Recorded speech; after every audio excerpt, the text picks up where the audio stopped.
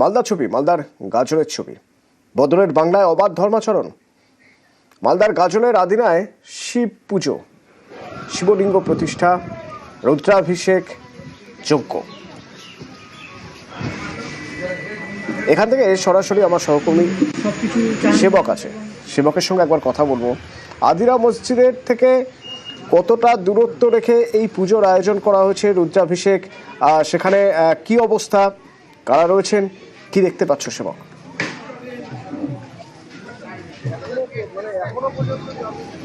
একদমই দেখো অতনু, তুমি যেমনটা বলছিলে, আমি এই মুহূর্তে রয়েছি মালদহের আদিনায়। আদিনাকে আমরা আরো বেশি ভাবে চিনি ঐতিহাসিক পর্যটন কেন্দ্র হিসেবে। দেখো যে ছবি আমরা দেখাচ্ছি, এটাই হলো আদিনার এএসআই রক্ষিত আদিনা মসজিদ, ঐতিহাসিক পর্যটন কেন্দ্রে প্রচুর মানুষ এখানে আসেন বছরভর। ঠিক এর কাছেই আদিনা প্রতিষ্ঠা করা হচ্ছে শিব মূর্তি। আমরা সরাসরি সেই ছবি দেখাচ্ছি। দেখো, তোমাকে আদিনার ছবি দেখাচ্ছিলাম, আর সামনের যে অংশ আমরা হেঁটে যেতে পারবো, আর সামনের যে অংশ আমরা হেঁটে যেতে পারবো 50 মিটারের মধ্যেই। এখানেই কিন্তু আমরা দেখছি প্রচুর ভক্ত সমাগম, এবং এখানেই আজকে কিন্তু তারকেশ্বর থেকে যে মূর্তি আনা হয়েছে, শিবলিঙ্গ আনা হয়েছে 3.5 ফিটের, সেই শিবলিঙ্গ প্রতিষ্ঠার কাজ চলছে।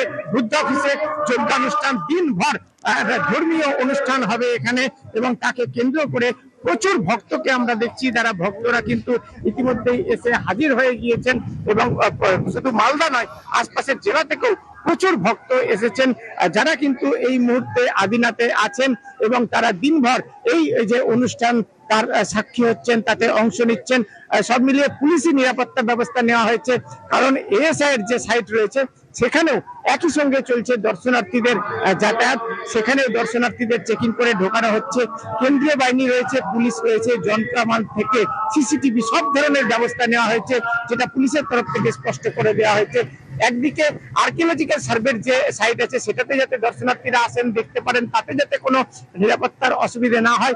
একই সঙ্গে যারা হিন্দু সুরক্ষা সমিতি আজকে এই পুজো, এই রুদ্রাভিষেকের আয়োজন করছে, তাদেরও যে পুজো পর্ব বা ধর্মীয় অনুষ্ঠান আচার, তাও যাতে সুষ্ঠুভাবে হয়, তারও কিন্তু বন্দোবস্ত পুলিশের তরফ থেকে নেওয়া হয়েছে।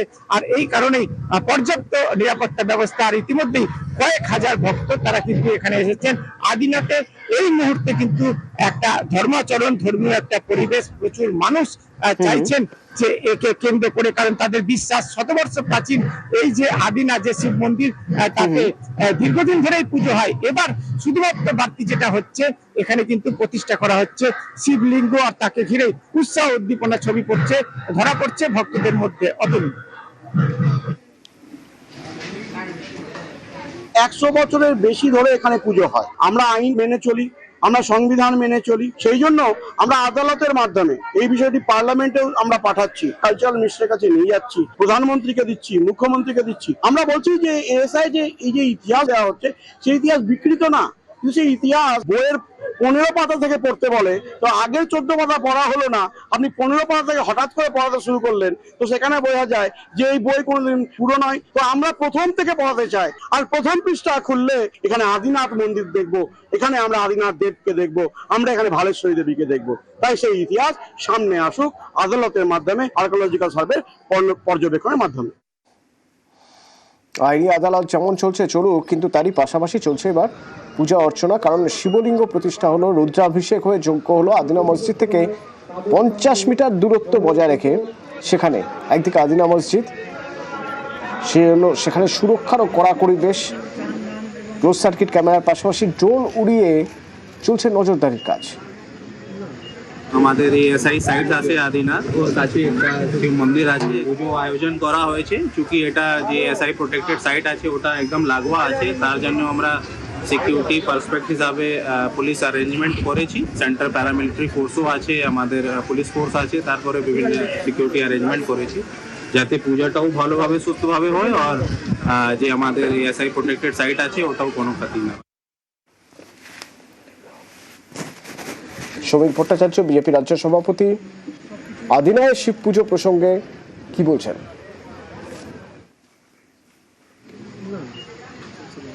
কোন হিন্দু সংগঠনের পক্ষ থেকে কিভাবে কখন কোথায় শিবলিঙ্গ প্রতিষ্ঠা করতে যাওয়া হচ্ছে এটা আমার জানা নেই। আমি জানি ওটা আদিনাথের মন্দির, শিবের মন্দির, যেটাকে আদিনা মসজিদ বলে মুসলমান শাসকরা তাদের একাধিপত্য প্রতিষ্ঠা করেছিল, এবং যার জন্য এটি ঐতিহাসিক ঘটনা। জিতু সন্তাল, যিনি জীবনদান করেছিলেন, ব্রিটিশ পুলিশরা তাকে গুলি করেছিল কারণ তিনি সেটা উদ্ধার করতে যান। আমি চাই যা কিছুই করা হোক না কেন সেটা আইনানুগ করা হোক, আর্কিওলজিক্যাল সার্ভে অফ ইন্ডিয়ার তত্ত্বাবধানে করা হোক, ভারত সরকারের আইন মেনে করা হোক, রাজ্য সরকারের সহযোগিতায় করা হোক।